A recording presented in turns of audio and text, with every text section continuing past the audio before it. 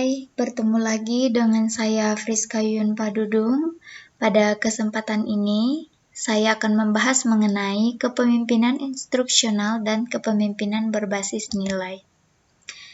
Yang pertama, kepemimpinan instruksional. Kepemimpinan instruksional ini juga sering disebut sebagai kepemimpinan pembelajaran.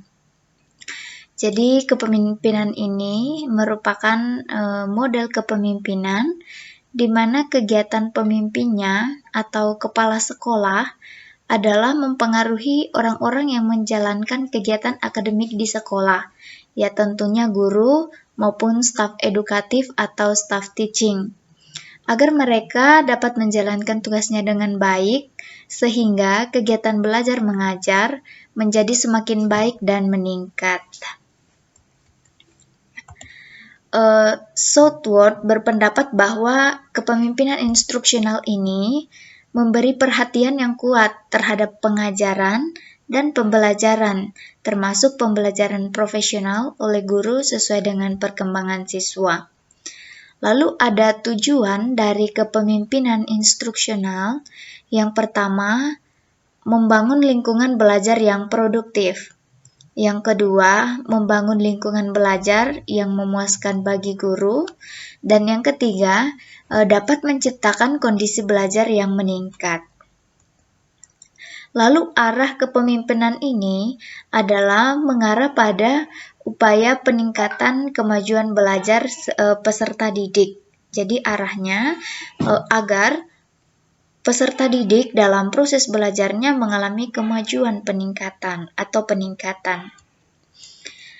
Kemudian ada peran kepemimpinan instruksional. Yang pertama, meningkatkan profesionalisme guru untuk meningkatkan kualitas pembelajaran di sekolah, terutama dalam hal meningkatkan keterampilan guru. Selain itu, ada lagi peran yang lain, yakni meningkatkan pelaksanaan kurikulum, mengembangkan struktur organisasi maupun kerjasama sekolah dengan orang tua maupun masyarakat.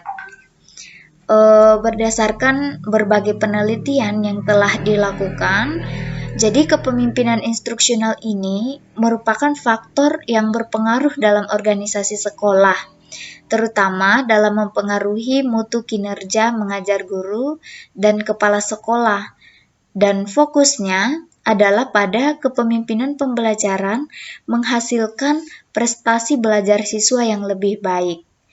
Dan dari penelitian yang ada menjelaskan bahwa sekolah yang menerapkan kepemimpinan instruksional ini bisa menghasilkan prestasi belajar siswa yang lebih baik dibandingkan dengan kepala sekolah yang tidak memfokuskan pada kepemimpinan instruksional atau kepemimpinan pembelajaran. Ada pengaplikasian kepemimpinan instruksional dari jurnal Suryana. Kita bisa melihat bahwa dari hasil uji kompetensi kepala sekolah yang diadakan pada tahun 2015 sampai 2016, didapatkan hasil bahwa dari 856 kepala sekolah, hanya 16% yang menjalankan fungsinya sebagai pemimpin pembelajaran atau pemimpin instruksional, dan selebihnya lebih banyak berfokus pada urusan manajemen, administrasi, serta sarana dan prasarana. Suryana pada tahun 2018 ini melakukan penelitian mengenai kepemimpinan pembelajaran dan capacity building dalam mutu kinerja mengajar guru SD. Dan hasil yang diperoleh adalah bahwa kepala sekolah di SD negeri di Kecamatan Batu Jajar, Kabupaten Bandung Barat, tergolong baik dalam mengimplementasikan kepemimpinan instruksional, dan tentunya itu dinilai dari beberapa dimensi. Lalu dalam buku Tanoto Foundation dijelaskan beberapa contoh pengaplikasian kepemimpinan instruksional atau kepemimpinan pembelajaran. Ya, kita bisa dilihat di situ bahwa ada kepala sekolah di SD 2 Kalilumpang yang mendukung pengembangan literasi peserta didik di daerah pedalaman kebun karet dengan melakukan berbagai cara yang kreatif dan inovatif.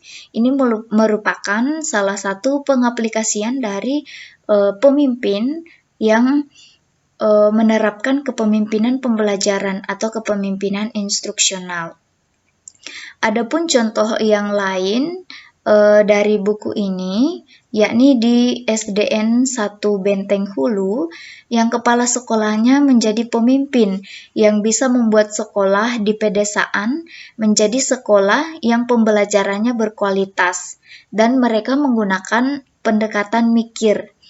Mikir ini singkatan dari mengalami, interaksi, komunikasi, dan refleksi. Jadi pendekatan ini yang dilakukan oleh kepala sekolah di SD 1 Benteng Hulu.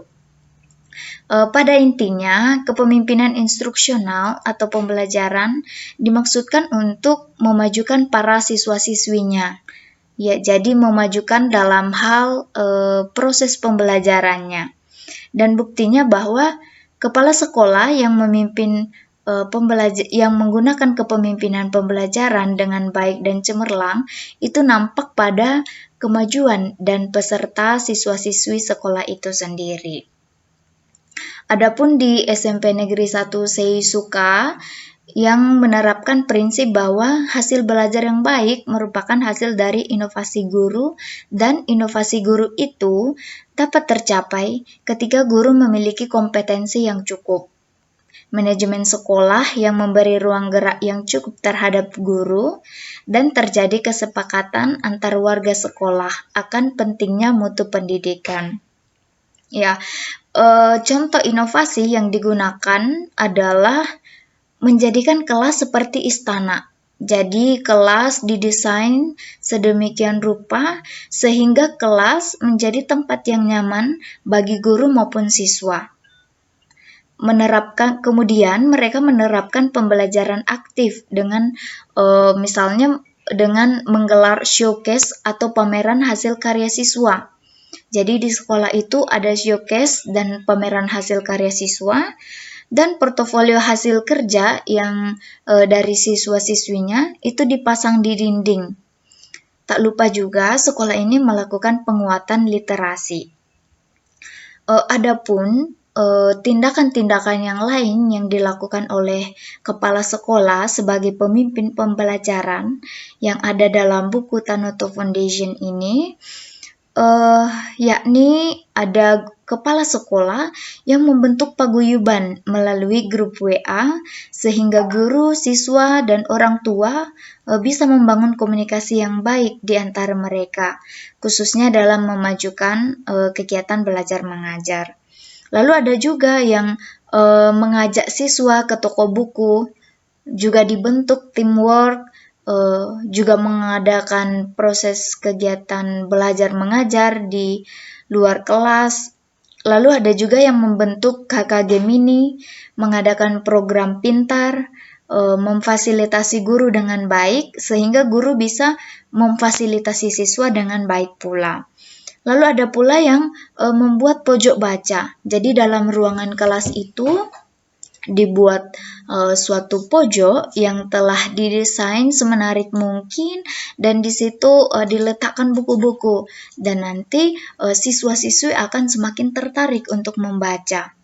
Dan kegiatan kreatif inovatif lainnya yang bisa mendukung dan meningkatkan ketercapaian proses belajar siswa dengan efektif dan efisien. Jadi pada intinya, kepemimpinan instruksional atau kepemimpinan pembelajaran ini tujuan utamanya adalah bagaimana agar siswa-siswi dapat mengalami kemajuan atau peningkatan dalam proses belajarnya, sehingga mereka bisa berprestasi. Selanjutnya yang kedua ada kepemimpinan berbasis nilai. Kepemimpinan berbasis nilai merupakan kepemimpinan yang mengemukakan gagasan bahwa pemimpin harus menarik nilai yang dihidupi oleh mereka sendiri dan nilai para pengikut lalu menciptakan arahan, inspirasi, dan motivasi dalam organisasi. Richard Barrett, penulis buku Building a Values-Driven Organization, mendefinisikan kepemimpinan berbasis nilai sebagai suatu cara untuk membuat keputusan otentik yang membangun kepercayaan dan komitmen karyawan dan pelanggan.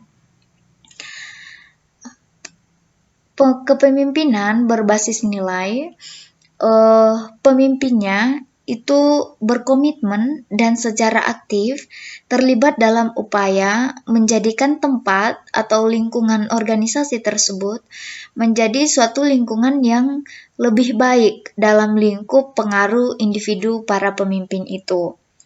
Dan tujuan akhir dari kepemimpinan berbasis nilai adalah pemimpin melakukan hal yang benar dengan mempengaruhi orang yang berinteraksi dengannya untuk membuat pilihan dan keputusan yang selaras dengan nilai-nilai pemimpin itu sendiri dan nilai-nilai organisasi. Kepemimpinan berbasis nilai menegaskan bahwa sebagian besar orang-orang itu dimotivasi oleh nilai. Jadi sebagian dari kita, motivasi utama kita itu adalah dari nilai-nilai yang kita hidupi. Jadi orang sangat peduli dengan nilai-nilai pribadi mereka dan hidup sesuai dengan nilai-nilai itu. Saya memiliki nilai, misalnya saya memiliki nilai, orang-orang juga memiliki nilai. Dan tentu nilai-nilai yang saya miliki itulah yang menjadi motivasi saya. Itulah yang menjadi penggerak saya dalam melakukan suatu tindakan. Jadi, dengan kata lain, nilai itu adalah motivator yang paling alami. Jadi masuk akal dan wajar jika pemimpin mengacu pada nilai-nilai mereka sendiri dalam menciptakan visi dan membuat keputusan. Sama halnya masuk akal bagi para pemimpin untuk terhubung dengan nilai-nilai pengikut mereka atau orang-orang atau bawahan mereka. Karena ini menarik, apa yang penting bagi orang-orang yang membuat orang atau pengikut itu lebih mungkin untuk bertindak.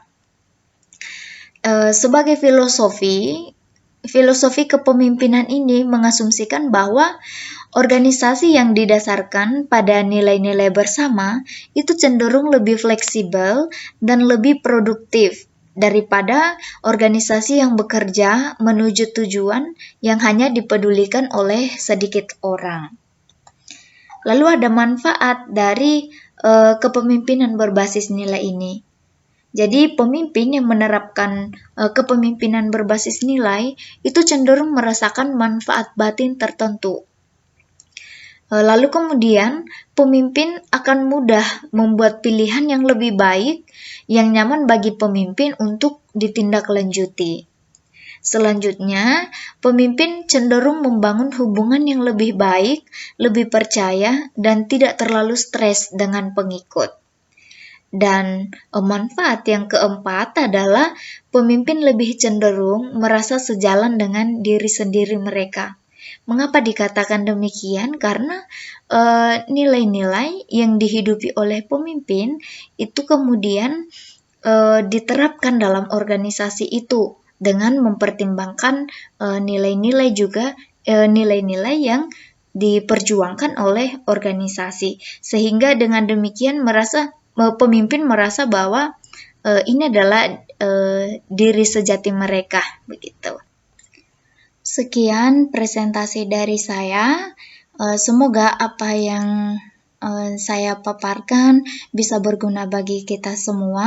Dan apabila ada pertanyaan, silahkan tulis di kolom komentar. Terima kasih. Selamat malam.